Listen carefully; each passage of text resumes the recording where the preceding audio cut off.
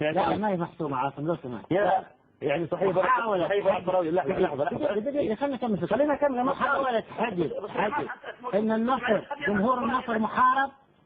هذه انا اعتقد كيف واضحة للعيان. طيب يعني محاولة التقليل من شعبية النصر، محاولة الكتابات اللي كتبت ضد جمهور النصر. انا فكرتي يا انه بدل لا يقولوا لهذا الجمهور شكرا والنصر تعبر قادر.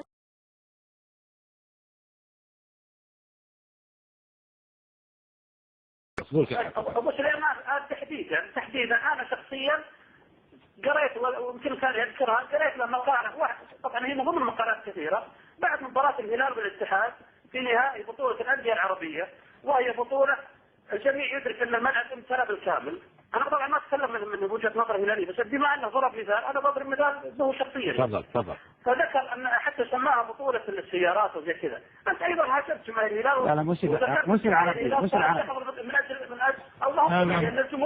مش العربية يا رجل، مش العربية. بعد الخليجية. لا حبيبي أنا اللي كاتب المقال مو العربية. بعد الخليجية اللي حضر فيها جمهور نموذجي، الخليجية اللي فاز فيها الهلال وكان فيها سيارات هدايا، بعدها أقيمت البطولة الآسيوية ولم يحضر جمهور، وقلت نعم أطلقت على هذا الجمهور جمهور سيارات.